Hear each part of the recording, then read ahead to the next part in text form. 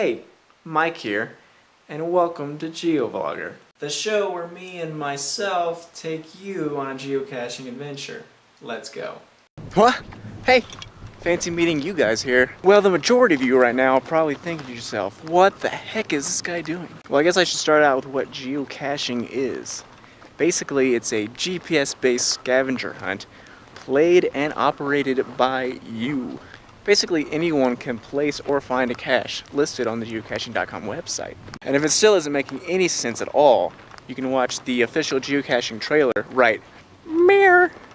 They probably explain it a lot better than I do.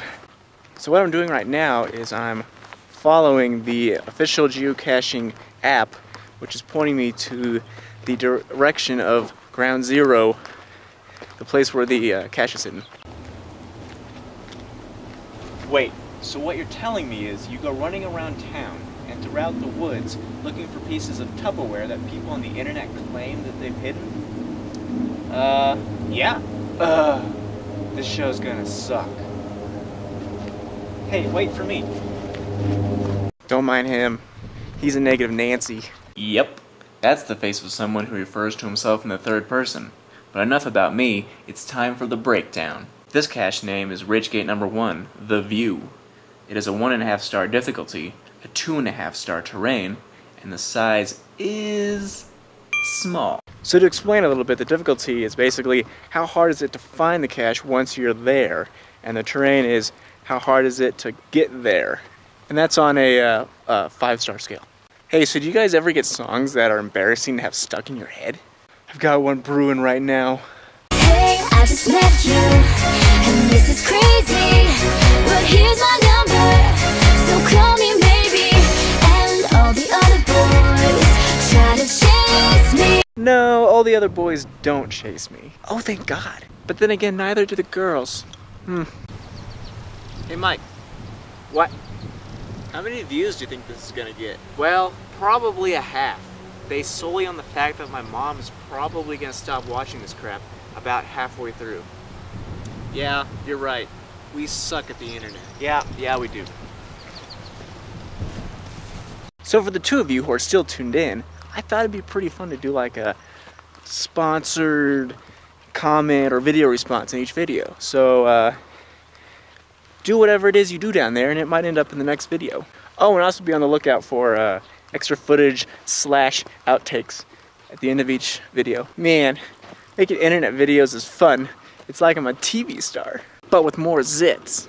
It's hard to look right at your baby. This trail just keeps going and going. It hurts me. I need to go to the gym more often. Thirsty. Oh my God. Don't breathe water. That was unpleasant. Well, I think I'm more or less at the top of this darn hill. Looks like the Gippus is telling me I'm 0.2 miles away still. So I've been doing this off and on for a number of years.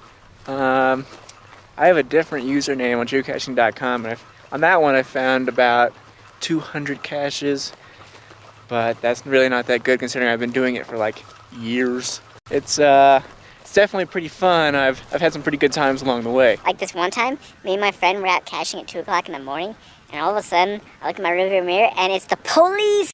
And he comes up to my window, and he's like, "Excuse me, young man. Have you been drinking tonight?" At this point, I'm all like, oh my God, I don't want to go to jail. May I ask what you're doing out here at 2 o'clock in the morning? Well, officer, I'm geocaching. Geo what? You know the game where you hide stuff and other people go find it? You mean drugs, right? Oh God, no, nothing of any real value. And at this point, the cop's like, Now I'm gonna need you to follow my finger and move your eyes and only your eyes. Do you understand? and I'm like, yes, sir. So I'm following his finger, right? And he starts doing one of these.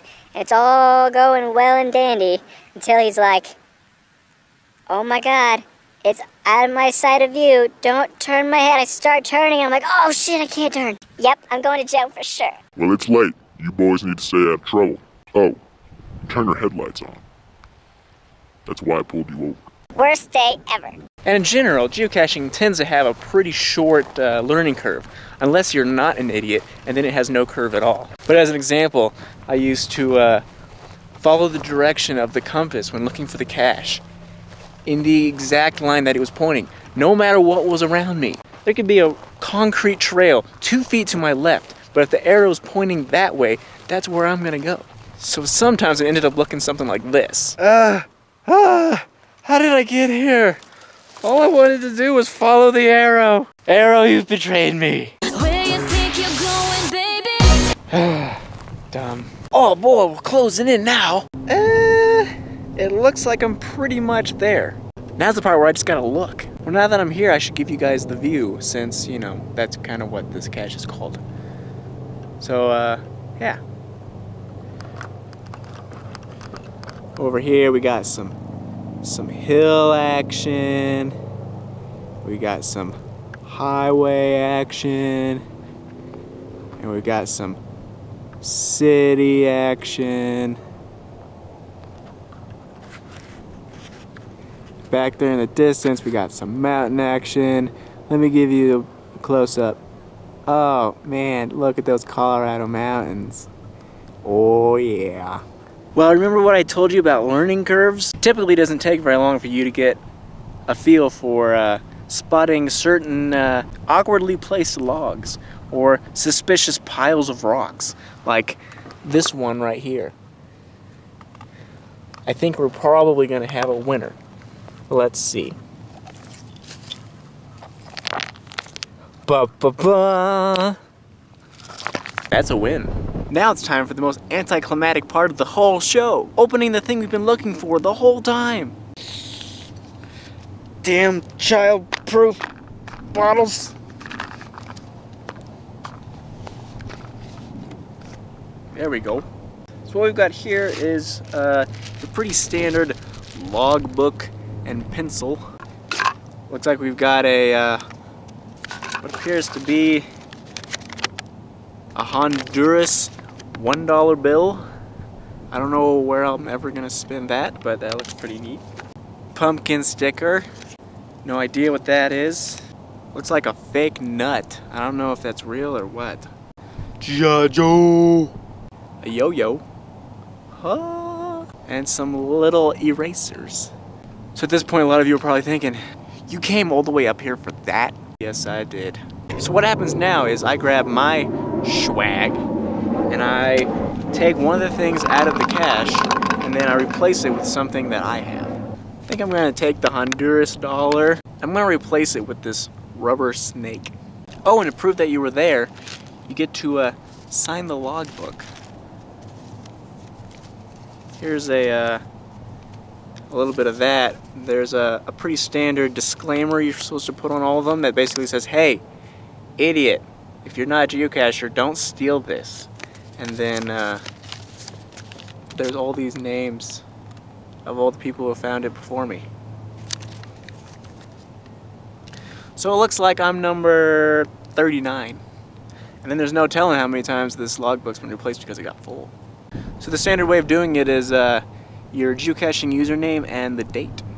See?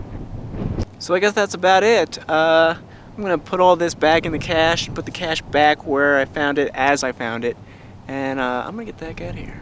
So until next time, happy caching.